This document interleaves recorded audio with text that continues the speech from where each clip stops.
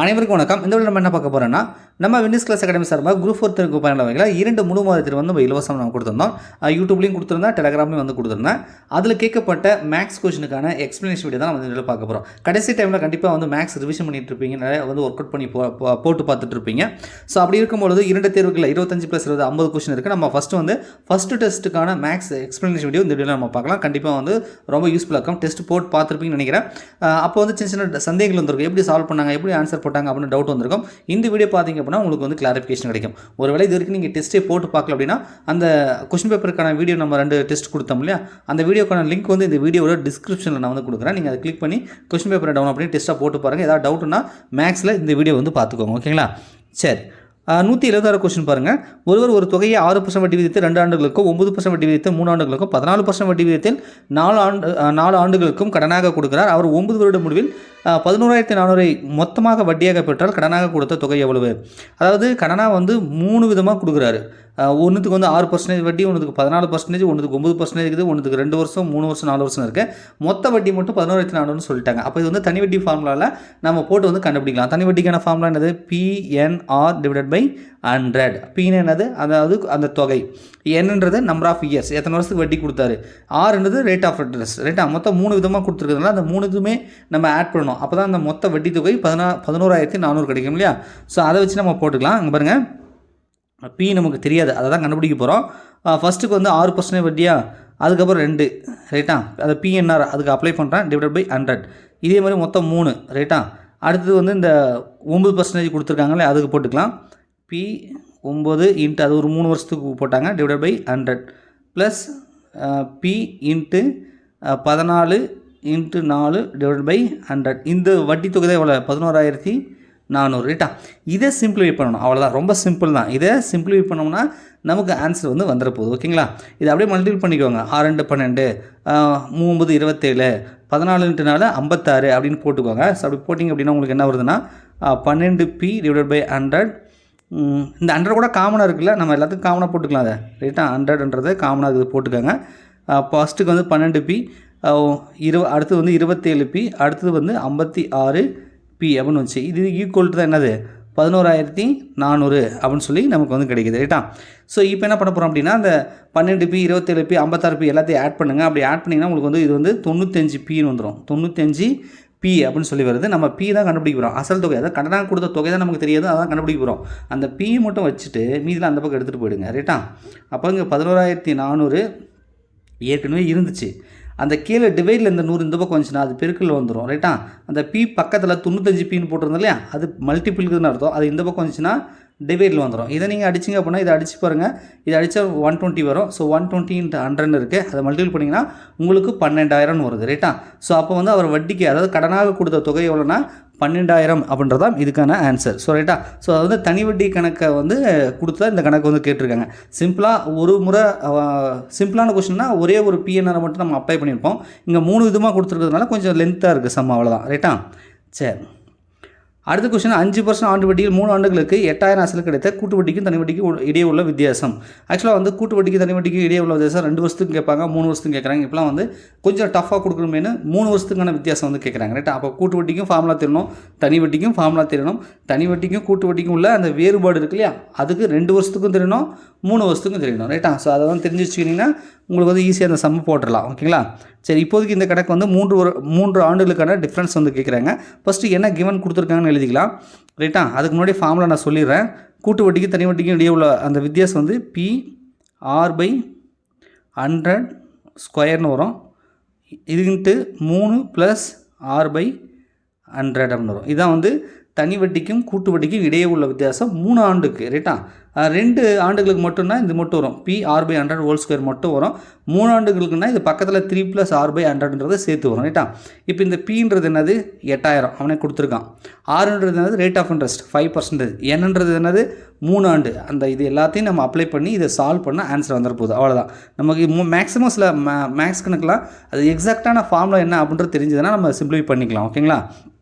சரி, PR/100 whole square. அப்போ Pனா 8,000 போட்டுக்கோங்க. ரைட்டா? ஸோ R/100, Rனா ரேட் ஆஃப் இன்ட்ரெஸ்ட், அது 5 கொடுத்துருக்கானா, அப்போ அது 5 ஸ்கொயர்னு போடுங்க. கீழே வந்து 100 ஸ்கொயர். ரைட்டா? P r/100 square whole square இருந்துச்சு, அதுக்கு ரெண்டுத்துக்குமே நான் தனியாக ஸ்கொயர் போட்டிருக்கேன். பக்கத்தில் 3 + rனா 5/100 அப்படின்னு போட்டுக்கோங்க. ரைட்டா? இதே சிம்பிளிஃபை பண்ணலாம். இது சிம்பிளிஃபை பண்ணிங்கன்னா அங்கே 1 5 5 2 5 10 இது 20ன்னு வரும். அதுக்கப்புறம் கிராஸ் மல்டிப்ளிகேஷன் பண்ணால் 3 2 6 60 61 61 61/20 இந்த இடத்துல 61/20 அப்படின்றது கிடைக்கும். இந்த 5 ஸ்கொயர்னால் நம்ம என்ன பண்ணலாம், 5 × 5 25, இது வந்து நம்ம 10,000 கிடைக்கும். ரைட்டா? ஸோ இது எல்லாத்தையும் நீங்கள் அடித்து பாருங்கள். ஓகேங்களா? இது எல்லாத்தையும் நீங்கள் சிம்பிளிஃபை பண்ணிங்கன்னா, அதாவது இந்த 8000 அப்படின்றது இங்கே இருக்கும், இங்கே 25 வரும், இங்கே 4 0 வந்துடும், இன்ட்டு இந்த 61/20 வரும். இந்த 0 0 3 0க்கு 3 0 கேன்சல் பண்ணுங்கள். அதுக்கப்புறம் இது 5ஆம் வாய்ப்பில் அடித்து பாருங்கள். ஸோ இது எல்லாத்தையும் சிம்பிளிஃபை பண்ணி பாருங்கள். சிம்பிளிஃபை பண்ணிங்க அப்படின்னா இந்த 61ன்றது வருது, அதுக்கப்புறம் 20 வருது, 20 கேன்சல் ஆகிடுது.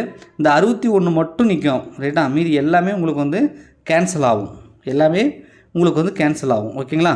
ஸோ கேன்சல் பண்ணி பார்த்தீங்கன்னா உங்களுக்கு 61 மட்டும் இருக்குது. ஸோ வந்து தனி வட்டிக்கும் கூட்டு வட்டிக்கும் வித்தியாசம் இவங்க கொடுத்த கணக்கு வந்து 61 அப்படின்னு கிடைக்குது. ஸோ 61. ரைட்டா? ஸோ இந்த சம சால்வ் பண்ணுறதுக்கு உங்களுக்கு நீங்கள் தெரிஞ்சிக்க வேண்டிய ஃபார்முலா என்னென்னு ஞாபகம் வச்சுக்கோங்க. ஒரு முறை சொல்லிடுறேன். PR/100 ஹோல் ஸ்கொயர் 3 + R/100, அதாவது தனி வட்டிக்கும் கூட்டு வட்டிக்கும் 3 ஆண்டுகளுக்கான வித்தியாசம் இதுதான். அப்போ நமக்கு வந்து P கொடுப்பாங்க, R கொடுப்பாங்க, இந்த மாதிரிலாம் கொடுத்துருந்தாங்க அப்படின்னா நம்ம வந்து என்ன பண்ணலாம், ஸோ இதில் வந்து இம்ப்ளிமெண்ட் பண்ணிக்கலாம், அதாவது அப்ளை பண்ணிக்கலாம். சப்ஸ்டிட் பண்ணால் நமக்கு ஈஸியாக ஆன்சர் வந்துடும். அடுத்த கணக்கு பாருங்கள். கமலா வந்து 75 கிலோகிராம் 60 கிலோகிராம் இடையில் 2 அரிசி மூட்டைகளை வாங்குகிறார். இம்மூட்டைகளில் உள்ள அரிசியை தனித்தனியாக சம இடையிலுள்ள பைகளில் நிரப்ப வேண்டும். ஒரு பையின் அதிகபட்ச எடை எவ்வளவு இருக்கலாம் அப்படின்னு கேட்குறாங்க. அதாவது LCM HCFன்னு 2 கான்செப்ட் இருக்குது இல்லையா, அது GCD அந்த மீசிமா மீப்போவான்னு சொல்லுவீங்க இல்லையா, அந்த 2 கான்செப்ட் வந்து டைரெக்டாகவும் கேட்கலாம், இது மாதிரி வந்து அப்ளிகேஷன் சம்மாவும் கேட்கலாம். இது வந்து ஒரு அப்ளிகேஷன் சம் தான். ரைட்டா? அப்போ 75க்கும் 60க்கும் வந்து நம்ம மீப்போவை கண்டுபிடிச்சோம்னா ஆன்சர் வந்துடும். இங்கே பாருங்கள், 75 போடுங்க, இது 60 போடுங்க. ரைட்டா? ஸோ 5ஆம் வாய்ப்பாடில் போடலாம். 1 5 5 மீதி 2, அப்போ 5 5 25 25, 1 5 5 மீதி 1 2 5 10 15 12 வருது. இது 3ஆம் வாய்ப்பாடில் எடுக்கலாம். 5 5 4 12, இதுக்கு வந்து காமனாக வராது, இது மட்டும் தான் இருக்கு இல்லையா. அப்போ 5 15, இது மட்டும் நம்ம காமனாக வர ரெண்டுத்துக்கும் காமனாக வரதை மட்டும் எடுத்துக்கலாம். ஸோ அப்படி எடுக்கும்போது நமக்கு 15 கிலோகிராம் அப்படின்னு வரும். ஸோ சி ஆப்ஷன் வந்து சரியாக இருக்கும். ரைட்டா? சரி,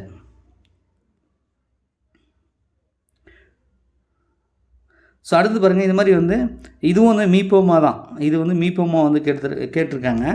ரைட்டா? இதில் வந்து பார்த்திங்கன்னா A² 4 இப்போலாம் வந்து நம்பரில் கேட்குறத தாண்டி இது மாதிரி வேரியபிளில் நம்ம வந்து ஒரு இயற்கணித கொஷின் சொல்லுவோம்ல, அல்ஜிபிரிக் கொஷின் மாதிரி, ஸோ அந்த மாதிரி வந்து கொடுத்து தான் வந்து LCM HCFலாம் வந்து கேட்குறாங்க இப்போ ரீசெண்டாக. அதை சால்வ் பண்ணுறதுக்கு வந்து நம்ம ஃபேக்ட்ரேஷன் பண்ணணும். ஸோ அதெல்லாம் நம்ம பண்ணால் மட்டும்தான் நமக்கு வந்து ஆன்சர் கிடைக்கும். அதெல்லாம் நம்ம தெரிஞ்சு வச்சுக்கணும். ஓகேங்களா? சரி, இப்போ இது வந்து பார்த்திங்கன்னா இந்த கொஷின் என்ன கான்செப்ட் இருக்குன்னா, A² + 4A - 12 A² - 5 -5A + 6 மீப்போவா வந்து கொடுத்துருக்காங்க.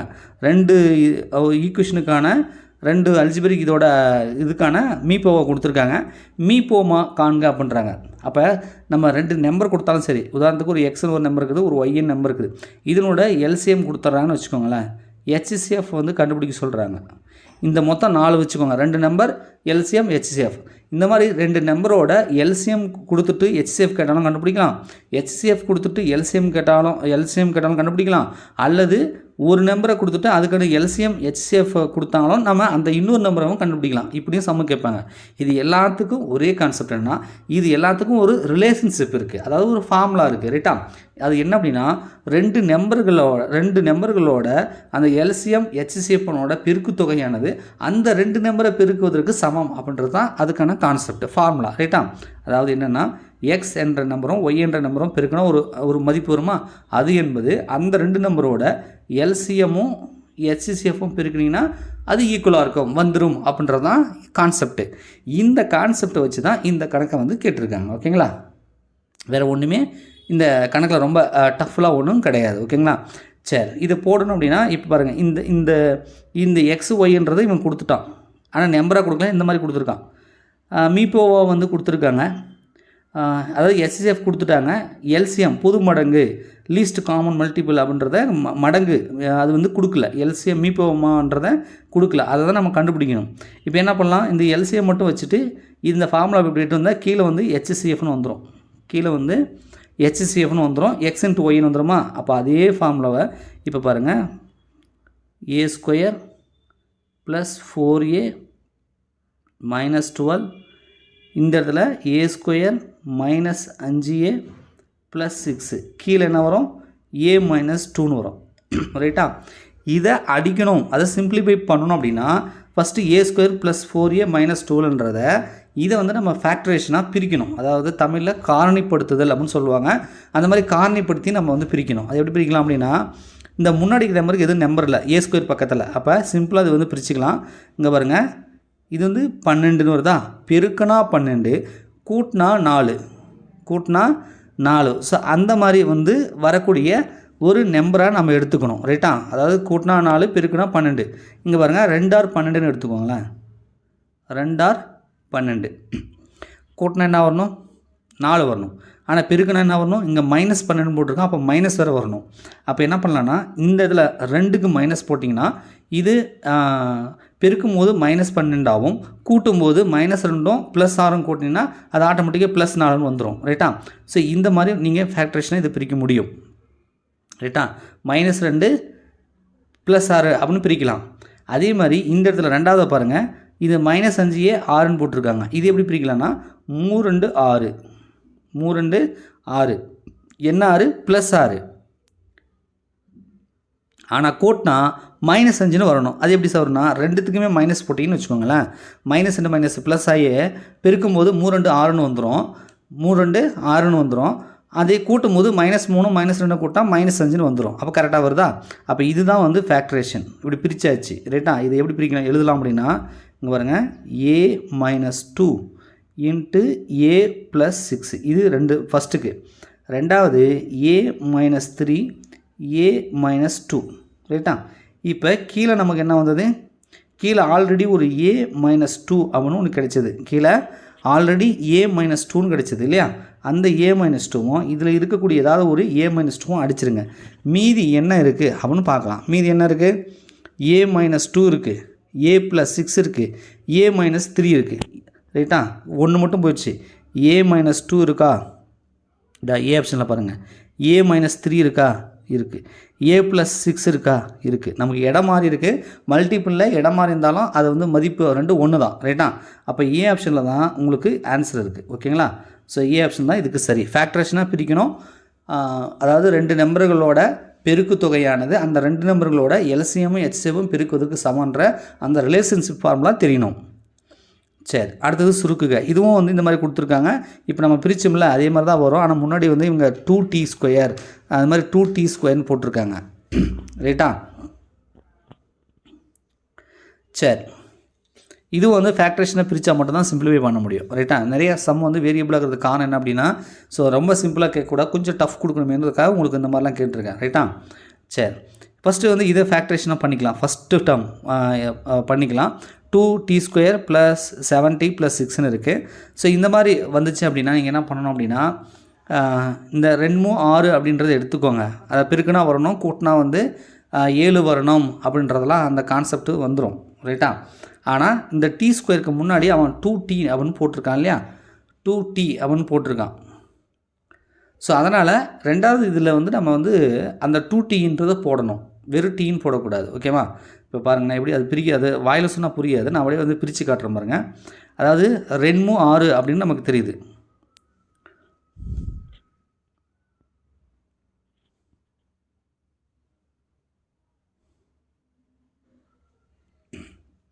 இங்கே பாருங்கள், t + 2 இன்னொன்று t + 3. ரைட்டா? இப்போ நமக்கு இந்த இடத்துல இங்கே முன்னாடி 2 இருக்கு இல்லையா, அதனால் நம்ம 2 போட்டுக்கலாம். ஏன் சார் 2 போடுறீங்கன்னா, மொத்தம் நம்ம கூட்டினா 7t அப்படின்னு வரணும்.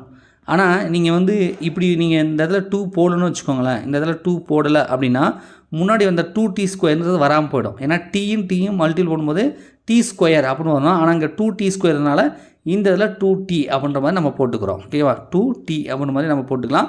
அப்போ தான் உங்களுக்கு வந்து கரெக்டாக அந்த 2t² + 7t + 6ன்னு வரும். பெருக்குனிங்கன்னா 2 6 அப்படின்னு வந்துடும். ரைட்டா? நீங்கள் வேணால் வந்து பெருக்கி பாருங்கள். ஓகேங்களா? இது முன்னாடி நம்பர் இருக்குது, அதனால தான் அந்த மாதிரி போடுறேங்க. இல்லைனா அதை நம்ம போட வேண்டிய அவசியம் இல்லை. இந்த முன்னாடி இந்த 2ன்றது போட வேண்டியதில்லை. ஓகேவா? இது ஃபஸ்ட்டுக்கு பிரிச்சுருக்கேன். அதாவது t+2.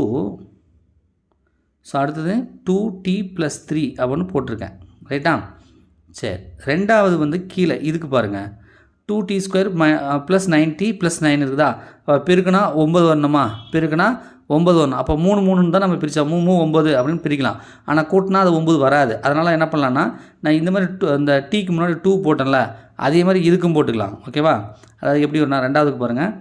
t+3 இங்கே 2t 2 தானே முன்னாடி இருக்குது. அப்போ 2t + 3 அப்படின்னு போட்டுக்குவாங்க. இது ரெண்டும் ஃபேக்டரேஷன் வந்து பண்ணியாச்சு. ஓகேவா? அதே மாதிரி இதுக்கு பாருங்கள். ஆனால் இதில் t² முன்னாடி எதுவும் நம்பர் இல்லை. அப்போ டைரெக்டாக நீங்கள் வந்து பிரிச்சுக்கலாம். ஒன்றும் இல்லை, 2 3 6ன்னு பிரிக்கலாம். 2 3 கூட்டினா 5ன்னு வந்துடும். ஓகேவா?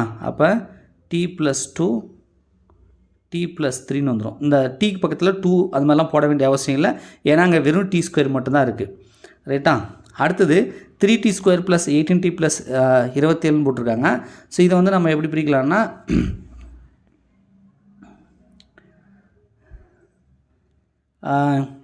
இதை காமனாக வந்து பார்த்தாலே நமக்கு ஒரு நம்பர் எடுக்கலாம் போல தோணுது. இங்கே பாருங்கள், இங்கே 3 இருக்குது, இங்கே 18 இருக்குது, 5 5 6 18 9 27. அப்போ t² முன்னாடி நமக்கு இருக்கு இல்லையா, அந்த 3யை காமனாக எடுத்துருங்க. அப்போ ரொம்ப இன்னும் வந்து சிம்பிளிஃபை பண்ணிக்கலாம்.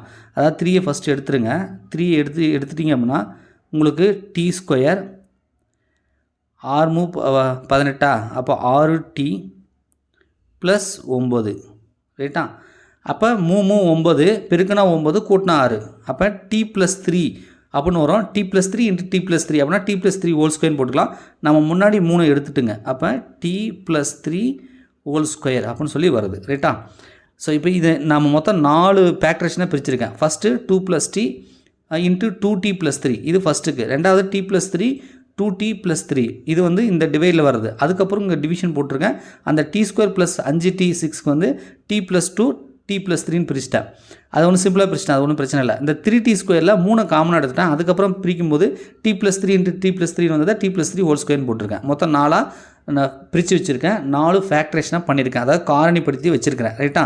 இதில் எதெல்லாம் அழியும் எதெல்லாம் அழியாதுன்னு பார்க்கணும். ஒன்றும் இல்லை, இது இங்கே இருக்குது, இதுக்கு கீழே தான் இது வருது. இங்கே டிவைட் போட்டுக்கோங்க. இது டிவைட் போட்டுக்கோங்க. டிவைட் போட்டு இது வருது, இது வருதா? இங்கே டிவிஷனுங்கிறதுல அது என்ன பண்ணலான்னா, இன்ட்டு போட்டு தலைகளாக போட்டுக்கலாம். இந்த இதில் இன்ட்டு போடுங்க, இன்ட்டுன்னு போடுங்க. அப்போ இது நியூமரேட்டர்லேயும் இது டினாமினேட்டர்லேயும் வந்துடும். இது டினாமினேட்டர்லேயும் வந்துடும். இது மேலே போயிருக்கும். இப்போ வந்து ஆக்சுவலாக வந்து இதுதான் ஃபஸ்ட்டு மேலே இருக்கும், இது கீழே இருக்கும். அப்போ இது கீழே இருக்குன்னா ஏதாவது அடிதான்னு பார்க்கலாம். இங்கே பாருங்கள், t+2 t+2 அடிச்சிடலாம். ரைட்டா? t+2 t+2 இது மேலே தானே இருக்குது. இது t+3ன்னு இருக்குது. இங்கே ஒரு t+3யும் இங்கே மேலே ஸ்கொயர் வரதுனால இதுக்கு மேலே தான் அடிக்க முடியும். மொத்தமாக அடிச்சிடக்கூடாது.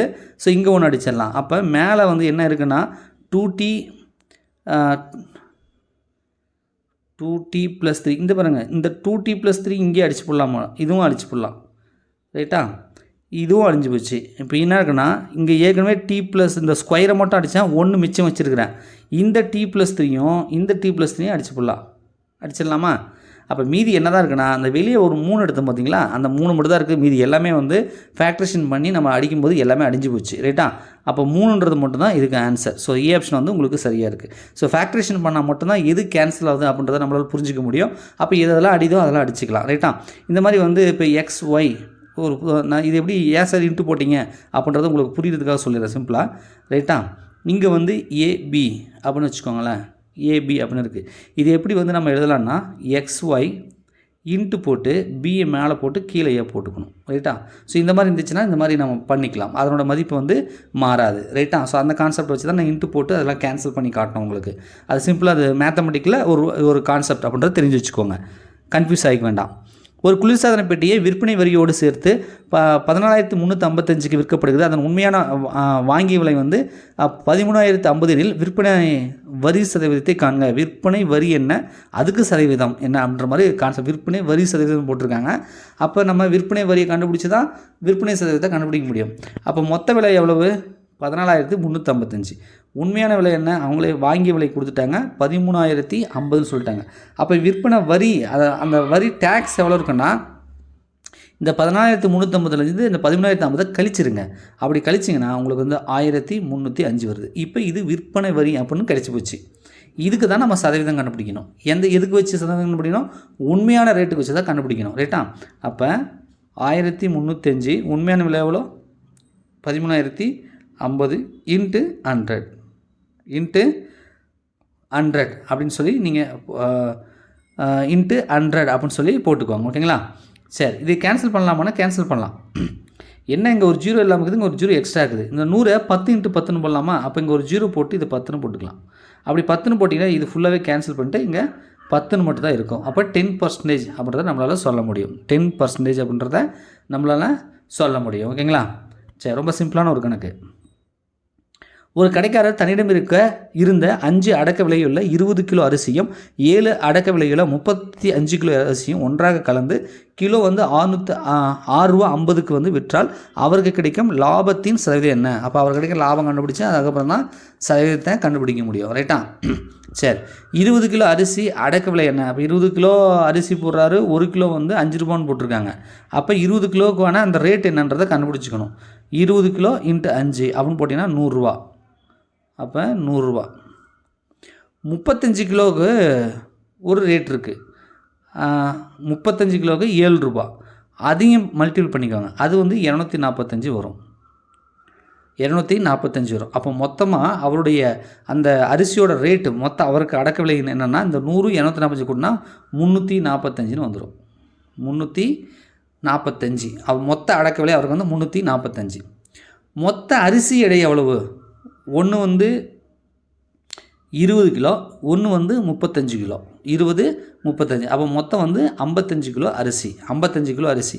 இந்த மொத்த 55 கிலோ அரிசி தான் கலந்து என்ன பண்ணுறாருன்னா 6 ரூபா 50 பைசாவுக்கு விற்கிறாரு. அப்போ 55 × 6 ரூபா 50 பைசா அப்படின்னு போட்டிங்கன்னா உங்களுக்கு 357 ரூபா 50 பைசான்னு வருது. இதுக்கு முன்னாடி வந்து நான் வந்து அந்த அடக்க விலை அப்படின்றத கண்டுபிடிச்சோம்ல, ஒன்று 100 ரூபா, ஒன்று 245 ரூபா. அப்படி கிடைக்கும்போது நமக்கு 345 ரூபா கிடைச்சிது. ரைட்டா? ஸோ இப்போ உண்மையான அவருக்கு அடக்க விலை வந்து 345. அவர் வந்து விற்கும்பொழுது அவர் சராசரி விற்கிறாரில்ல, அப்போ வந்து அவருக்கு வந்து 357 ரூபா 50 பைசா அப்படின்ற மாதிரி கிடைக்கிது. இப்போ இதில் லாபம் எவ்வளோ அப்படின்னா அசல் ரேட்டு 345, இங்கே 357 ரூபா 50 பைசா அப்படின்னா இது ஒரு 5 ரூபா, 50க்கு 5 ரூபா, இது ஒரு 7,000 ரூபா. 7,000 ரூபா 5 ரூபா, அப்போ 12,000 ரூபா. அப்போ அவருக்கு லாபம் வந்து 12,000 ரூபா. ஆனால் சதவீதம் தான் கேட்குறாங்க, லாபத்தை கேட்கல. ரைட்டா? ஸோ லாபம் மட்டும் கேட்டாங்கன்னா 12,000 ரூபா. லாப சதவீதம் கேட்டாங்கன்னா லாபம் டிவைடட் பை அடக்க விலை இன்ட்டு 100 அப்படின்னு போகணும். ரைட்டா? அப்போ 12.5 உண்மையான ரேட் எவ்வளோ? 345 இன்ட்டு 100 அப்படின்னு சொல்லி நமக்கு வந்து கிடைக்குது. ஓகேங்களா? ஸோ இதை வந்து நீங்கள் சிம்பிளிஃபை பண்ணிக்கலாம். வழக்கம் போல் இந்த புள்ளிக்கிறதுனால கொஞ்சம் டிஸ்டர்ப் பண்ணுற மாதிரி தோணுச்சுன்னா ஒன்றும் இல்லை, 10 × 10 10ஆல் பெருக்கினா இது 125 வந்துடும். இந்த இடத்துல 10ன்னு போட்டுக்கலாம். இந்த இடத்துல 10ன்னு போட்டுக்கலாம். அப்போ 125/345 வருது. ஸோ இதை நீங்கள் 5th டேபிளில் அடித்து பாருங்கள். ஓகேங்களா? ஸோ அடித்து பார்த்தீங்க அப்படின்னா உங்களுக்கு என்ன வருதுன்னா இது 25 வருது, இது வந்து 69 அப்படின்னு சொல்லி வருது. ரைட்டா? அப்போ 25 × 10 250 வருது, 69 அப்படியே இருக்குது. அப்போ 250 69 அப்படின்னு சொல்லி வருது. இதில் 250ல் எத்தனை 69ன்னு பார்த்தா 3 69 வருது. 3 69 எவ்வளோ? 207. அப்போ மீதி எவ்வளோ இருக்குது? 43 இருக்குது.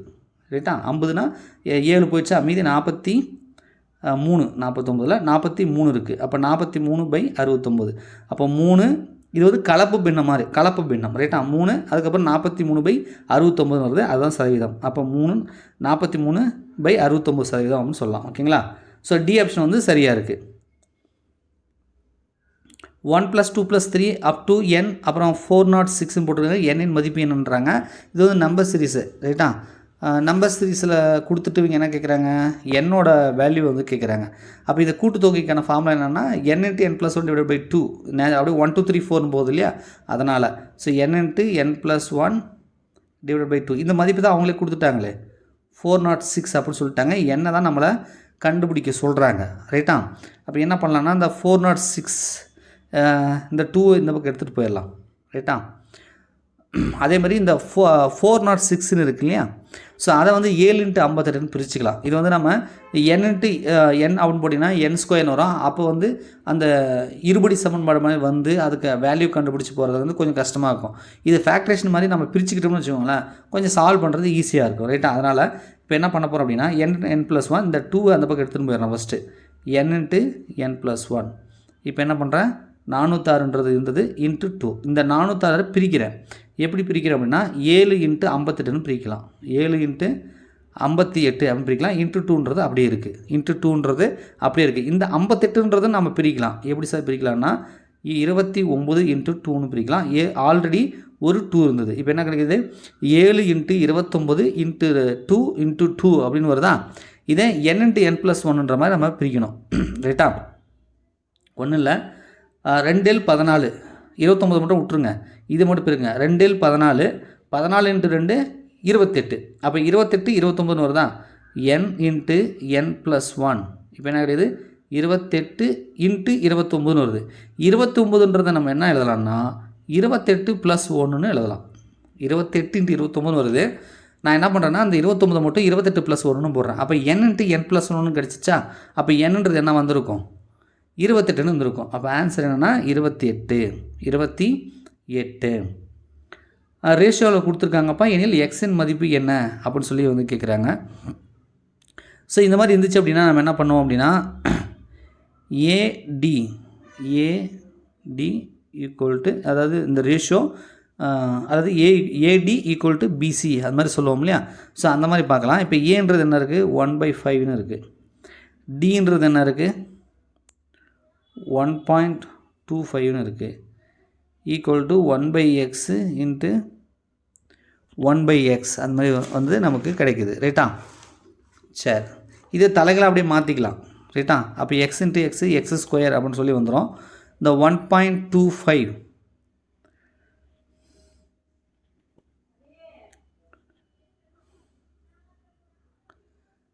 இது வந்து எல்லாமே தலைகளாக அப்படியே மாற்றுறோம். ரைட்டா? லெஃப்ட் ஹேண்ட் சைடும் ரைட் ஹேண்ட் சைடும் ஃபஸ்ட்டு தலைகளாக மாற்றிக்கிறேன், அதுக்கப்புறம் சால்வ் பண்ணுறேன். இங்கே பாருங்கள், 5 × 1.25 ஈக்குவல் டு x². இந்த 1.25ன்றது கொஞ்சம் வந்து டெசிமல் பிளேஸில் இருக்கிறதுனால நான் டிவைட் பை 100 அப்படின்னு போட்டுக்கலாம். அப்படி போட்டால் 125/100 நம்ம போட்டுக்க முடியும். அந்த புள்ளியை வந்து எடுத்துடலாம். ஓகேங்களா? அதாவது 5 × 125/100 அப்படின்னு போட்டுக்கலாம். ஈக்குவல் டு x² அப்படின்னு வருது. ரைட்டா? இப்போ 125 × 5ன்னு போட்டிங்கன்னா உங்களுக்கு 625/100 வருது. ஈக்குவல் டு x² வருது. x² என்ன அர்த்தம், நம்ம ரூட் எடுக்கணும் இல்லையா. அப்போ எக்ஸ்னு வச்சுட்டு இதுக்கு ரூட் எடுங்க. 625க்கு நீங்கள் ரூட் எடுத்தீங்க அப்படின்னா 25, 100க்கு ரூட் எடுத்தால் அது 10. அப்போ என்ன கிடைக்குதுன்னா 25/10 ஈக்குவல் டு எக்ஸ்ன்னு கிடைக்குது. ஸோ இதை வந்து நம்மளால் சிம்பிளிஃபை பண்ண முடியும். ரைட்டா? 5 25 2 10. அப்போ 5/2 அப்படின்னு சொல்லி ஆன்சர் கிடைக்குது. ஸோ 5/2 தான் இதுக்கான ஆன்சர். ஓகேங்களா? ஒரு வகுப்பில் 12 மாணவர்களின் சராசரி உயரம் 152 சென்டிமீட்டர் என கணக்கிடப்படுகிறது. சரிபார்க்கும் போது 178 சென்டிமீட்டர் என்பதை 148 என தவறாக எடுத்துக்கொள்ளப்பட்டதாக தெரிய வந்தது எனில் சரியான உயரம் என்ன. அதாவது ஒரு டேட்டா வந்து கால்குலேஷன் பண்ணுறாங்க, சராசரி கண்டுபிடிக்கிறாங்க. அப்போ ஒரு டேட்டா மட்டும் 175 சென்டிமீட்டருக்கு பதிலாக 148 சென்டிமீட்டர் சொல்லி தப்பாக கால்குலேஷன் பண்ணிட்டு தான் வந்து கணக்கு கொடுத்துட்ருக்காங்க. அப்போ உண்மையானது வந்து என்ன வந்திருக்கும் அப்படின்னு சொல்லி கேட்குறாங்க. அப்போ இதுக்கு என்ன ஃபார்முலானா சராசரி வந்து மொத்தம் அந்த கொடுத்தாங்களே அந்த மொத்தம் மைனஸ் தவறாக போட்ட எண்ணு, அதுக்கப்புறம் ப்ளஸ் வந்து சரியாக வர வேண்டிய எண்ணு டிவைடட் பை அந்த எண்ணிக்கை அப்படின்னு போட்டிங்கன்னா ஆன்சர் வந்துடும். ரைட்டா? சராசரி என்னென்னா மொத்தம் எவ்வளோ வருது, தப்பாக போட்டதை கழிச்சுக்கணும், ரைட்டாக வர வேண்டியதை கூட்டிக்கணும், டிவைடட் பை எண்ணிக்கை. இவ்வளோ தான் ஃபார்முலா. ரைட்டா?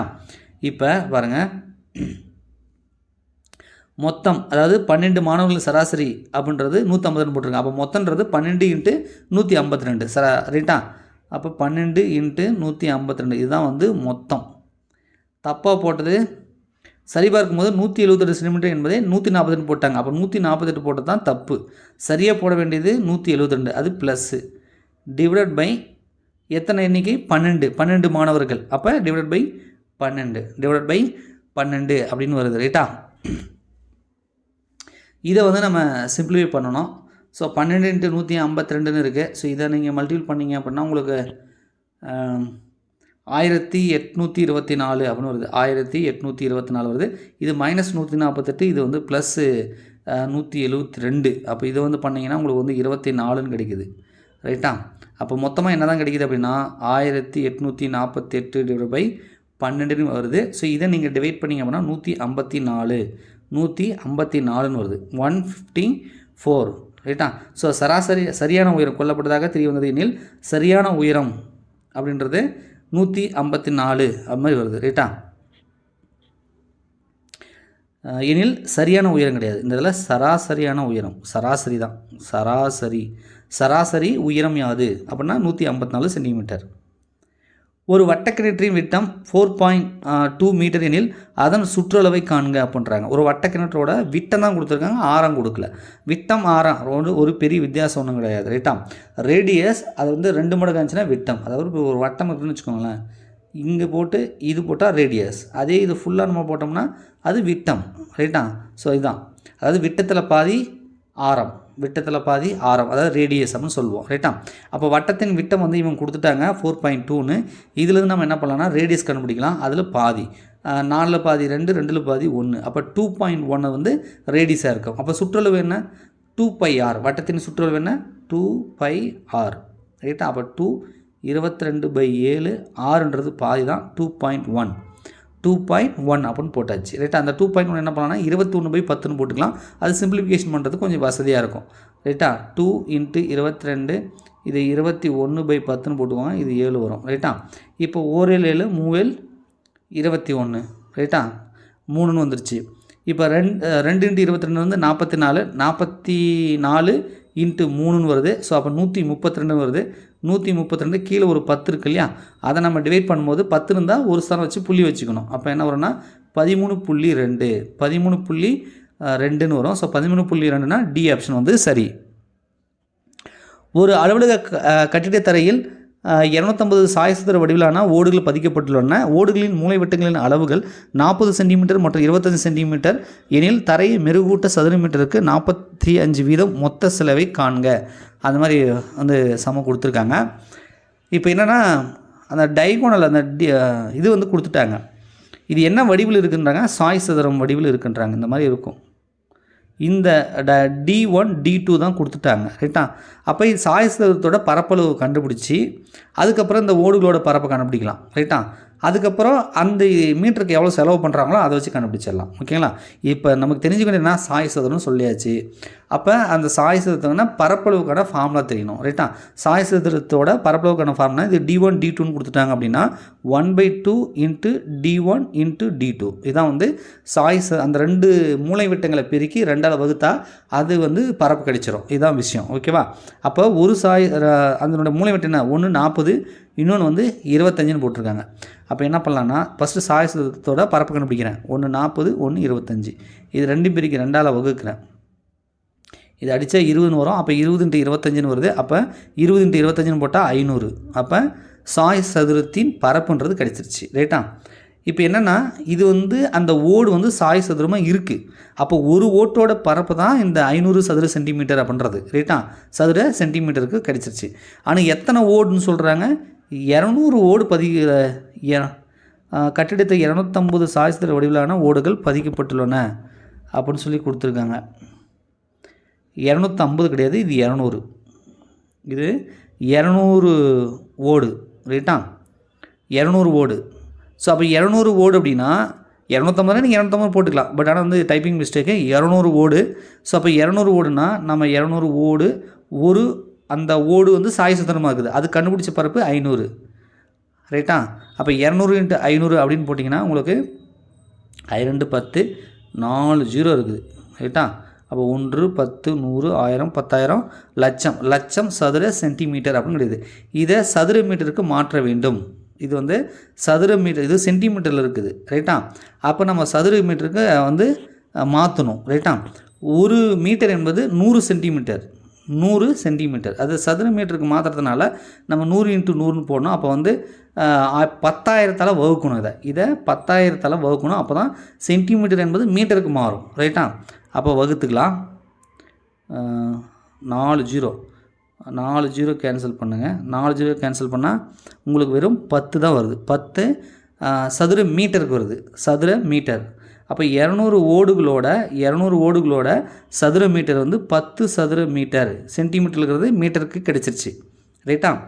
இப்போ இவங்க என்ன சொல்லியிருக்காங்கன்னா 25 சென்டிமீட்டர் எனில் தரையை மெருகூட்ட சதுர மீட்டருக்கு 45 வீதம். ஸோ சதுர மீட்டருக்கு 45 ரூபா செலவு பண்ணுறாங்க. நமக்கு 10 சதுர மீட்டர் கிடச்சிருக்கு. அப்போ 10 × 45 அப்படின்னு போடணும். அப்போ நமக்கு 450ன்னு வருது. ஸோ டி ஆப்ஷன் வந்து உங்களுக்கு சரியாக இருக்கும். 2 கோளங்களின் வலைபரப்புகளின் விகிதம் 9:25 எனில் அவற்றின் கன அளவை காண்க. அவற்றின் கன அளவை காண்க அப்படின்னு சொல்லி கொடுத்துருக்காங்க. இது பாருங்க, வலைபரப்போட விகிதம் ரேஷியோ வந்து கொடுத்துருக்காங்க. ரைட்டா? அதுக்கப்புறம் எனில் கன அளவை வந்து கண்டுபிடிக்க சொல்லியிருக்காங்களா? சரி, இப்போ கோளங்களின் வலைபரப்புகளின் விகிதம் என்ன? 9:25 கொடுத்தாச்சு. இப்போ ரேடியஸ் வந்து இதில் கண்டுபிடிக்க முடியும்.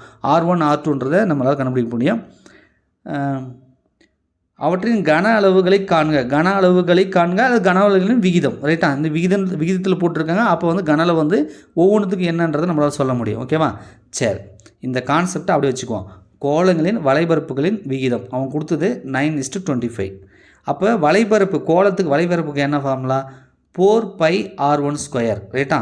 4πr² சொல்லுவோம். அங்கே 2 கொடுத்துருக்கிறதுனால ஒன்று r1² வச்சுக்கலாம், இன்னொன்று r2² கூட வச்சுக்கலாம். ஓகேவா? r2². இதுதான் வந்து 9:25 போட்டிருக்காங்க. அப்போ இந்த 4π கேன்சல் ஆகிடும். r1² r2² தான் கிடைக்கும். ரைட்டா? அப்போ r1 r2ன்னு என்ன சார் வரும் அப்படின்னா, ஒன்றும் இல்லை, அதுக்கு ஸ்கொயர் எடுத்துக்கலாம். ஒன்று 9ன்னு இருக்குது, இன்னொன்று 25 இருக்குது. அப்போ r1 r2 அப்படின்னா ஒன்று 3ன்னு வரும், இன்னொன்று 5ன்னு வரும். 3:5 அப்படின்னு கிடைக்குது. அப்போ ஒன்று R1 ஃபஸ்ட்டு ரேடியஸ் வந்து 3, ரெண்டாவது ரேடியஸ் வந்து 5. இப்போ கன அளவுகளின் விகிதம். ரைட்டா? அது என்ன பண்ணலான்னா, கன அளவு வந்து கோளத்துக்கு 4/3πr³ அப்படின்னு வரும். ரைட்டா? அதாவது இப்போ 3:5ன்றது அப்படியே ஞாபகம் வச்சுக்குவாங்க. இது R1 R2. இப்போ கன அளவுக்கு ஃபார்முலா 4/3πr³. அதாவது ஒன்றுத்துக்கு R1³ போடணும், இன்னொன்றுத்துக்கு R2³ போடணும். ஓகேங்களா? அப்போ இன்னொன்றுத்துக்கு அப்படி போட்டுக்கலாம். ஈஸ்ட் போட்டுக்கோங்க. அதை ஈக்குவல் பண்ணக்கூடாது. 4/3πr². இப்போ 4/3π, இதுலேயும் 4/3π, அது ரெண்டுத்தையும் அடிச்சு விட்ருங்க. இப்போ R1³ R2³ இருக்கா? R1 R2 தான் நம்ம 3 5 கண்டுபிடிச்சிட்டோம். அப்போ R1³ 3 9 9 27, 5³ பண்ணால் 5 25, 25 5 125.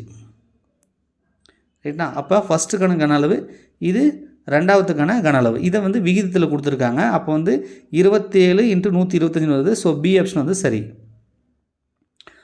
ஒரு புள்ளி விவரத்தின் விளக்க வர்க்க சராசரி 6.25 எனில் அதன் திட்ட விளக்கம் காண்க அப்படின்னு சொல்லி கேட்டிருக்காங்க.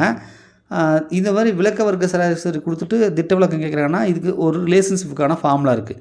விளக்க வர்க்க சராசரி இதுக்கு என்னென்னா திட்ட விளக்கம் இருக்கா, அது ஸ்கொயர். திட்ட விளக்கத்துக்கு ஸ்கொயர், இதுக்கான ரிலேஷன்ஷிப். இப்போ இவங்க என்ன கொடுத்துருக்காங்க? விளக்க வர்க்க சராசரி கொடுத்துட்டான். அப்போ 6.25. ரைட்டா? திட்ட விளக்கம் ஸ்கொயர். இப்போ நமக்கு திட்ட விளக்கத்தை தான் கண்டுபிடிக்க சொல்கிறான். அப்போ இந்த ஸ்கொயர் எண்மெல்லாம் இந்த பக்கம் எடுத்துகிட்டு வந்துடுங்க. ரைட்டா? அப்போ என்ன வரும்னா √6.25 திட்ட விளக்கம் கிடச்சிரும். ரைட்டா? அப்போ 6.25க்கு நீங்கள் ரூட் எடுத்திங்கன்னா அது 2.5 அப்படின்னு சொல்லி வந்துடுது. ஏன் அப்படின்னா 25 × 25 625. கரெக்டாக? இங்கே புள்ளிக்கிறதுனால அது 2.5 வரும். ஓகேவா? ஸோ அப்போ 6.25க்கு நீங்கள் ரூட் எடுத்திங்கன்னா உங்களுக்கு 2.5 வரும். அதுதான் வந்து திட்ட விளக்கம். அப்போ 2.5னா ஏ ஆப்ஷன் சரி. சாதாரண ஆண்டின் 53 சனிக்கிழமைக்கு வருவதற்கான நிகழ்த்தொகை என்னன்றாங்க. ஸோ இது வந்து பார்த்திங்கன்னா நமக்கு வாரத்துக்கு 7 நாள். அப்போ 1/7 அப்படின்னு சொல்லி தான் ஆன்சர் வரும். இது வந்து போட்டு பார்க்கணும் அவசியம் இல்லை. இந்த மாதிரி கேட்டாங்கன்னா 1/7 தான் மேக்ஸிமம் ஆன்சராக வரும். ஓகேவா? இருந்தாலும் உங்களுக்கு தெரியும்னா ஒன்றும் இல்லை, 365 நாள் இருக்கும். சாதாரண ஆண்டுனா 365 நாள் இருக்கும். சாதாரண ஆண்டுக்கு சொல்கிறேன். லீப் ஆண்டுனா ஒரு நாள் எக்ஸ்ட்ரா இருக்கும். அப்போ 2/7 அந்த மாதிரி வரும். இது சாதாரண ஆண்டுன்னு சொல்லிட்டாங்க. அப்போ 365 நாள் இருக்கும். ரைட்டா? இதை 7ஆல் வகுத்திங்கன்னா உங்களுக்கு இதில் 52 வாரங்கள் இருக்கும். ஸோ 364 வரும், மீதி 1 வரும். அப்போ 1/7 அப்படின்றத இதுக்கான நிகழ்த்தகவாக வரும். ரைட்டா? ஸோ 1/7 இது வந்து சாதாரண ஆண்டுக்கு மட்டும்தான் 1/7, இல்லைனா 2/7 வரும். அது வந்து லீப்புக்கு. சாதாரண ஆண்டுனா ஞாபகம் வச்சுக்கோங்க. ஒரு மாணவனால் 15 நிமிடங்களில் 21 பக்கங்களை தட்டச்சு செய்ய முடியும். அதே வேகத்தில் அந்த மாணவனுக்கு 84 பக்கங்கள் தட்டச்சு செய்ய எவ்வளவு நேரம் ஆகும் அப்படின்றத கேட்குறாங்க. ரைட்டா? ரொம்ப சிம்பிள் தான். ஒரு மாணவன் 15 நிமிடங்களில் 21 பக்கம் செய்கிறான், ஒர்க் டன்னு. அதே வேகத்தில் ஒரு மாணவன் ரைட்டா எத்தனை நிமிஷம் செஞ்சான் தெரியாது, எக்ஸ்ன்னு வச்சுக்கோங்க. எவ்வளோ வேலை செய்யணும்? 84 இது செய்யணும். ரைட்டா? அவ்வளோதான். இதை சிம்பிளிஃபை பண்ணணும். இப்போ எக்ஸ்ன்றது தான் அந்த டைம். இப்போ இந்த 84ன்றது இந்த பக்கம் எட்டுன்னு வந்துடுங்க, 84 இந்த பக்கம் எட்டுன்னு வந்துடுங்க. ரைட்டா? ஸோ இதை அடித்து பார்த்தா 1 21 21 4 21 84. ரைட்டா? இங்கே ஏற்கனவே 15 இருக்குது. 4 × 15 போட்டால் 4 4 5 40 4 5 20 60 வருமா? அப்போ எக்ஸஸ் = 16 வரும். ஸோ டைம் அவன் வந்து அடிக்க வேண்டியது 60 நிமிடங்கள் அப்படின்னு சொல்லி கிடைக்கும். 60 அப்படின்றதான் இதுக்கான ஆன்சர். 9 தேங்காய் மரங்கள் ஒரே நேர்கோட்டில் உள்ளது. ஒவ்வொரு மரத்திற்கும் இடையே உள்ள ஆரம் 3 மீட்டர் எனில் முதலாவது மற்றும் 9வது மரத்துக்கு இடையே உள்ள தூரம் என்னன்றாங்க. மொத்தம் 9 தேங்காய் மரம் இருக்குன்றாங்க. ஃபஸ்ட்டு ஒன்று ஒவ்வொன்றுத்துக்கும் 3 மீட்டர் இருக்குதுன்றாங்க. எனில் 9வது மரத்துக்கும் ஃபஸ்ட்டுக்கும் 9வது மரத்துக்கு கண்டுபிடிக்கணுமா? இது 1, இது 2, இது 3, இது 4, இது 5, இது 6, இது 7, இது 8, இது 9. அப்போ எத்தனை கேப் இருக்குதுன்னு பாருங்கள். 3, இங்கே ஒரு 3, இங்கே ஒரு 3, இங்கே ஒரு 3, இங்கே ஒரு 3. அதாவது எத்தனைனா 1 2 3 4 5 6 7 8. அப்போ 8 கேப் இருக்குது, 8 இடைவேளை இருக்குது. அப்போ 8 24. ரைட்டா? ஸோ 8 24 மீட்டர்னு வரும். So A option.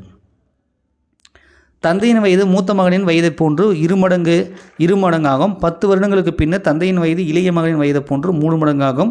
இரு மகன்களின் வயது 15 வருடங்கள் ஆனால் தந்தையின் வயது என்ன அப்படின்னு சொல்லி கேட்குறாங்க. ரைட்டா? மூத்த மகன் வயது வந்து எக்ஸ்ங்க, நம்ம வந்து எக்ஸ்ன்னு வச்சுக்கலாம். மூத்த மகனோட வயசு வந்து எக்ஸ்ன்னு வச்சுக்கலாம். தந்தையோட வயசு என்னென்னா அதுதான் வந்து தந்தையின் வயது என்பது மூத்த மகனின் வயதை போன்று 2 மடங்குன்றாங்க. ரைட்டா? இது மூத்த மகன், தந்தைக்கு வயசு அப்போ 3xன்னு வச்சுக்குவோம். இளைய மகன் வயசு என்ன பண்ணுறாங்க, அது என்னென்னா 2 மடங்காகும். 10 வருடங்களுக்கு பின் தந்தையின் வயது இளைய மகனின் வயதை போன்று 3 மடங்காகும். தந்தையின் வயது மூத்த மகனின் வயதை போன்று 2 மடங்காகும்.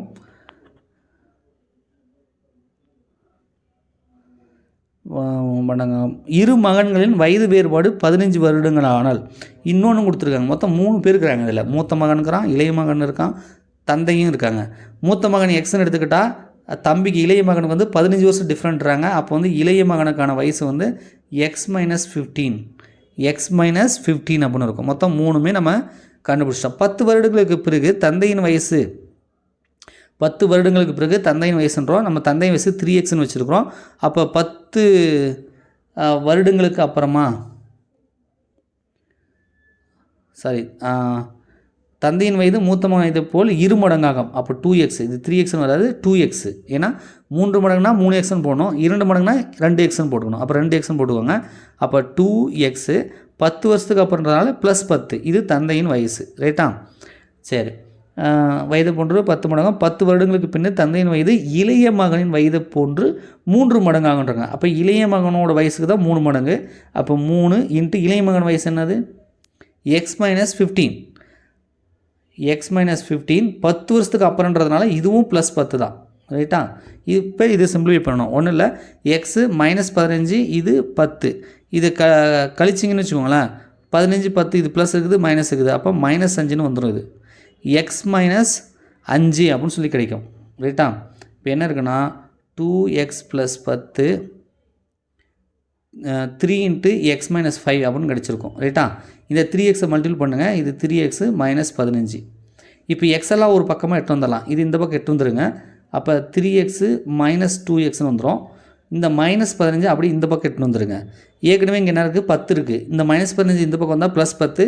ஸோ 25 அப்படின்னு சொல்லி கிடைக்கும். ரைட்டா?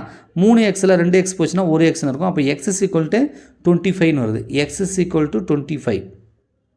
நம்ம எக்ஸ்ன்னு எடுத்துக்கிறது மூத்த மகனாக தான் எடுத்துக்கிட்டோம். தந்தையின் வயது 2 மடங்கு வேறு அவனே கொடுத்துருக்கான். அதை நம்ம 2xன்னு எடுத்துக்கிட்டோம். நம்ம கூட 3xன்னு போட்டு இல்லை 2xன்னு எடுத்துக்கிட்டோம் இல்லையா? அதுதான். அப்போ 2xன்னு எடுத்துக்கிட்டேன். இப்போ இவங்க கேட்குறது தந்தையின் வயசு. அப்போ நம்ம 2xன்னு எடுத்துக்கிட்டோமா? அப்போ எக்ஸை கண்டுபிடிச்சிட்டேன் 25ன்னு சொல்லி. அப்போ 2 × 25ன்னு போட்டால் 50ன்னு வரும். ஸோ 50 வருடம் என்பதே இதுக்கு ஆன்சர். பின்வருவனவற்றுள் விடுபட்டதை காண்க. அதாவது இந்த இதில் ஒரு இது வருது, அது வந்து கண்டுபிடிக்க சொல்கிறாங்க. ஸோ இது வந்து என்ன ரிலேஷன்ஷிப்பில் இருக்குதுன்னு பார்க்கலாம். இந்த 16, 18, 21 இருக்கு இல்லையா, இது வந்து 2 ஆட் பண்ணியிருக்காங்க. அதுக்கப்புறம் 18லேருந்து 21க்கு 3 ஆட் பண்ணியிருக்காங்க. அதுக்கப்புறம் 4 ஆட் பண்ணியிருக்காங்க. ஸோ அதுக்கப்புறம் கண்டிப்பாக 5 ஆட் பண்ணியிருப்பாங்க. அப்போ 30ன்னு வரும். ஆனால் இங்கே 3 ஆப்ஷனுமே 30ன்னு போட்டிருக்கான். டி மட்டும் வராது, மீதியில் 1 இருக்கணும். ரைட்டா? அதுக்கப்புறம் பார்த்தீங்கன்னா இந்த ஆல்பபெட் இருக்கு இல்லையா, ஸோ அதை செக் பண்ணும்பொழுது ஃபஸ்ட்டு வந்து ஏபிசிடி இஎஃப் 2 விட்டு போட்டிருக்காங்க.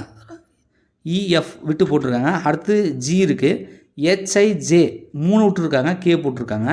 அதுக்கப்புறம் எல்எம்என்ஓ 4 விட்டுட்டு பி போட்டிருக்காங்க. அப்போ கண்டிப்பாக அடுத்தது 5 விட்டு தான் போட்டிருப்பாங்க. அப்போ பின்னா QRSTU, யூ விட்டுட்டு வி போட்டிருப்பாங்க. அப்போ வி, அந்த வியும் பார்த்தா 3க்குமே வி தான் இருக்குது. அப்போ 30 வியும் தான் வரணும். பக்கத்தில் 20, 24, 25 இருக்குது. இதில் ஏதாவது ஒன்று இருக்கணும். ரைட்டா? அப்போ ரெண்டாவது இதை கண்டுபிடிப்போம். 7, 10. 7, 10னா 3 ஆட் பண்ணியிருக்காங்க. 10, 4னா 4 ஆட் பண்ணியிருக்காங்க.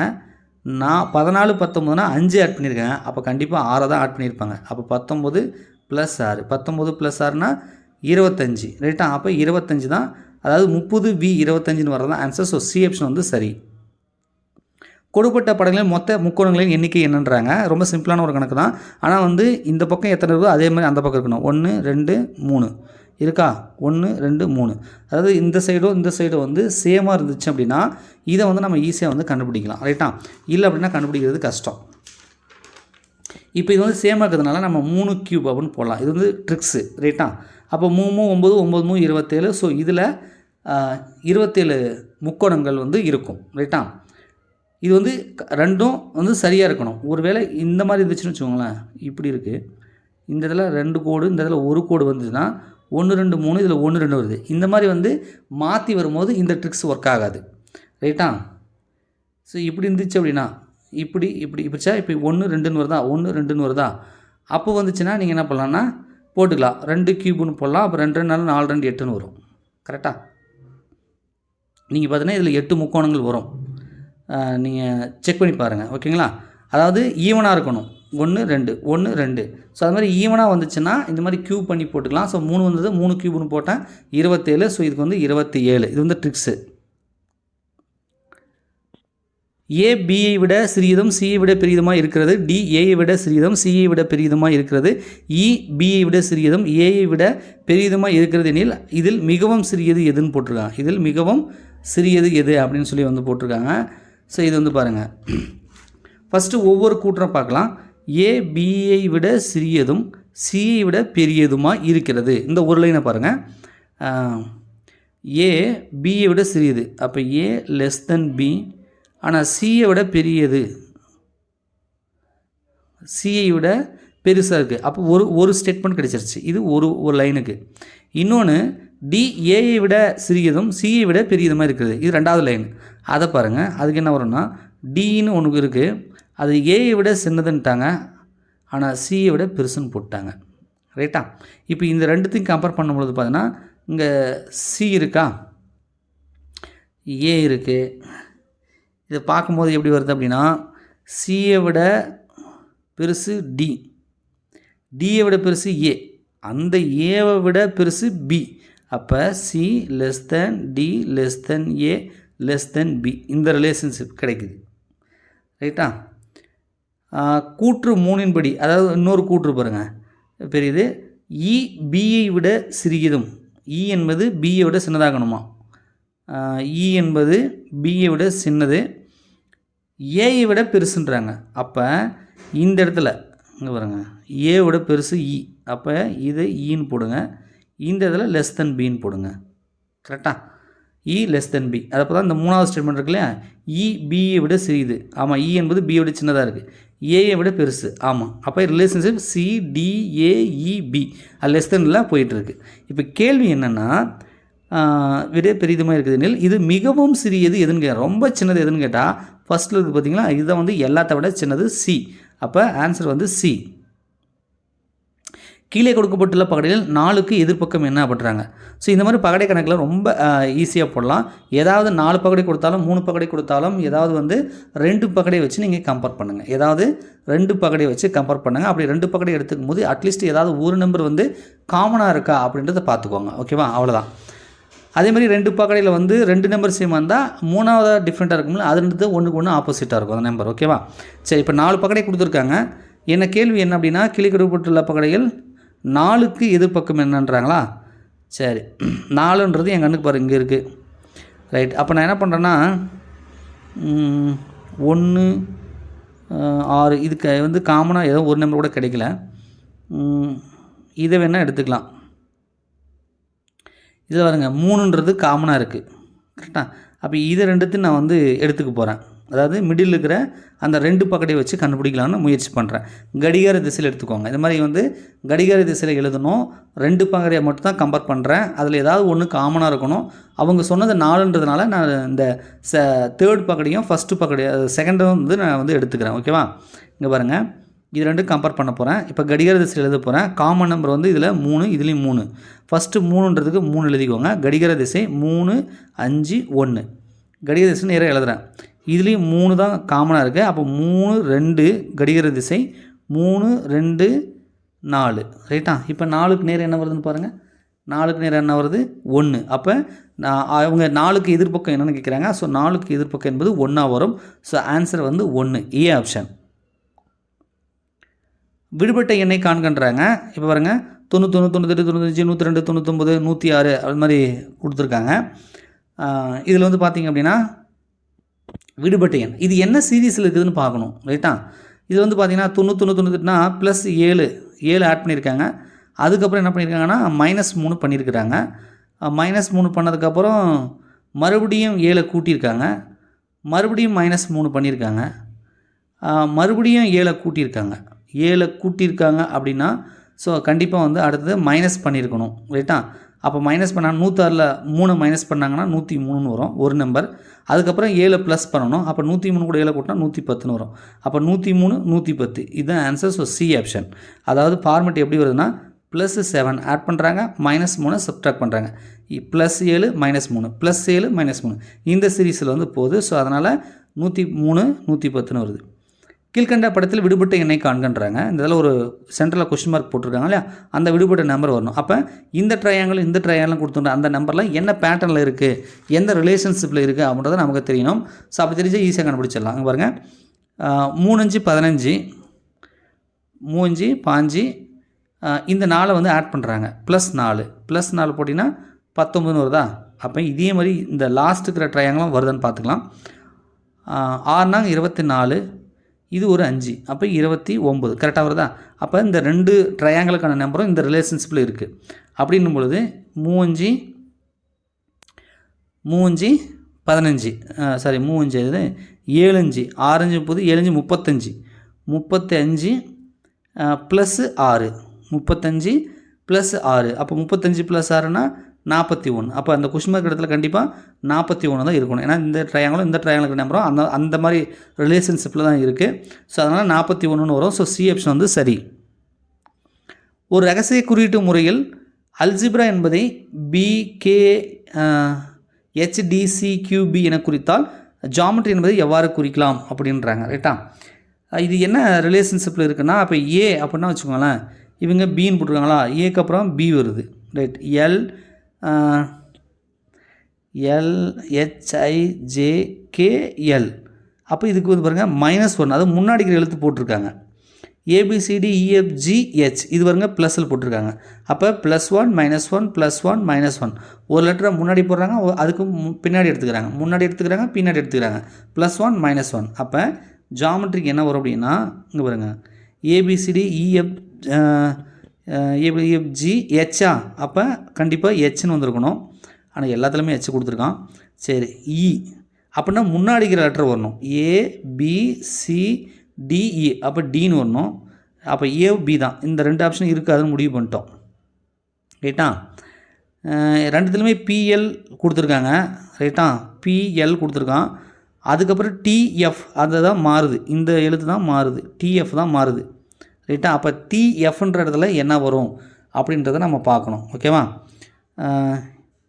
டிஎஃப்னா 1 2 3 4 5வது லெட்டர். 1 2 3 4 5வது லெட்டர் ஈன்ற எழுத்துக்கு தான் வருது. ஸோ வந்து பார்த்திங்கன்னா உங்களுக்கு +1ல் வருது. அப்போ எஃப் அப்படின்றதா வரும். ஈக்கு அந்த எஃப் தான் வரும். அடுத்த லெட்டர் வந்து எஃப் வரும். ஸோ அதனால் நமக்கு பி ஆப்ஷன் வந்து எடுத்துக்கலாம். ஓகேவா. ஸோ பேட்டர்ன் என்னென்னா +1 -1 +1 -1 +1 -1. அப்போ இங்கே நமக்கு ஈன்ற எழுத்துக்கு தான் இதாக இருக்குது. ஸோ எஃப்னு வரும். So B option right. So உங்களுக்கு மேத்தமெட்டிக்கல் சம் விட, அதாவது ஆப்டிடியூடை விட ரீசனிங் சம் வந்து ரொம்ப ஈஸியாக இருக்கும். ரைட்டா. ஸோ இந்த டைம் வந்து 25 கொஷனில் 15 + 10 போட்டிருக்காங்க. 10 கொஷின் ரீசனிங் வரும். அந்த ரீசனிங் சம்லாம் ரொம்ப இது மாதிரி ஜஸ்ட் வந்து கொஞ்சம் இந்த ட்ரிக்ஸை தெரிஞ்சு நீங்கள் போட்டிங்கன்னா ஈஸியாக சால்வ் பண்ணலாம். டைம் வந்து நமக்கு சேவ் ஆகும். மேத்தமெட்டிக்கல் சம்னா ஒரு சிலது மாதிரி ஃபார்முலா கொடுத்து டெரிவேஷன் பண்ணி நம்ம நிறைய போட்டு தான் கண்டுபிடிக்கிற மாதிரி இருக்கும். மற்றபடி ரீசனிங் சம்மு ரொம்ப ஈஸியாக இருக்கும். ரைட்டா. ஸோ அதனால் ரொம்ப ஒரி பண்ணிக்க வேண்டியதில்லை. நான் வந்து உங்களுக்கு கொஞ்சம் டஃப் ஆகணுன்றதுனால கொஞ்சம் நிறைய டெரிவேஷன் வர மாதிரி, நிறைய லென்த்தியாக சம்ம வர மாதிரி பார்த்து அதுக்கு ஆன்சர் வர மாதிரி கொடுத்துருக்கேன். ஏன்னா ரொம்ப நீங்கள் வந்து ஸோ இந்த மாதிரியான சம்லாம் சால்வ் பண்ணி ப்ராக்டிஸ் பண்ணால் தான். இப்போ எல்லாருமே வந்து 25க்கு 25 தான் டார்கெட் பண்ணிகிட்ருப்பீங்க மேக்ஸுக்கு. எல்லாருமே ஆவரேஜாக 20 18ன்னு போகிறதுக்கு காரணம் என்னென்னா ஈஸியான சம்மெல்லாம் போட்டு வந்துடுறாங்க. கொஞ்சம் டெரிவேஷன் அதிகமாகவோ லென்த்தியாக வர சம்மெல்லாம் வந்து அவங்க ப்ராக்டிஸ் பண்ணுறதும் கிடையாது, போடுறதும் கிடையாது. அப்படி போடுறதுனால தான் அது மேக்ஸில் வந்து 18 17 இந்த மாதிரி எடுத்துக்கிறாங்க. ஆனால் 20க்கு மேலே நம்ம கிராஸ் பண்ணால் தான் கண்டிப்பாக வந்து நம்மளால் கட் ஆஃப் உள்ளே வர முடியும். ஸோ அப்போ வந்து லென்த்தியான சம்மாக இருந்தாலும் எப்படி சால்வ் பண்ணுறாங்க அப்படின்றது நம்ம தெரிஞ்சுக்கிட்டோம்னா நம்ம கொஞ்சம் தமிழ் ஜிகேலாம் கொஞ்சம் தெரிஞ்சு கொஞ்சம் நல்லா ஸ்பீடாக அட்டன் பண்ணிவிட்டு அதுக்கப்புறம் கொஞ்சம் டைம் கிடைக்கும்போது நம்ம கொஞ்சம் சால்வ் பண்ணி அதுக்கான ஃபார்முலாவை அப்ளை பண்ணி நம்ம கொஞ்சம் டெரிவேஷன் பண்ணி நம்ம கண்டுபிடிச்சோம்னா ஓரளவுக்கு வந்து மேக்ஸை வந்து போட்டுடலாம். ரைட்டா. மேக்ஸ் ரொம்ப கஷ்டம் கிடையாது. அதுக்கான ப்ரொசீஜர், அதுக்கான ஃபார்முலா, அதுக்கான மெத்தட், அதுக்கான விஷயம் வந்து என்னென்னு தெரிஞ்சுன்னா ஈஸியாக வந்து போட்டுடலாம். ஓகேங்களா. ஸோ கண்டிப்பாக உங்களுக்கு ரொம்ப யூஸ்ஃபுல்லாக இருக்குன்னு நம்புகிறோம். ஸோ உங்களுக்கு அடுத்த ஃபுல் டெஸ்ட்டுக்கும் வீடியோ வேணும்னா சொல்லுங்கள். 2வது டெஸ்ட்டுக்குமே நான் வீடியோ வந்து மேக் பண்ணி வந்து கொடுத்துட்றேன். ஸோ இப்போ வந்து உங்களுக்கு ஒரு கிளாரிஃபிகேஷன் கிடச்சிருக்கும். டெஸ்ட் அட்டன் பண்ணியிருந்தீங்கன்னா ஓகே சம் எப்படி சால்வ் பண்ணாங்க, எப்படி ஆன்சர் போட்டிருக்காங்கன்றத ஒரு ஐடியா கிடச்சிருக்குன்னு நம்புகிறோம். நன்றி, வணக்கம்.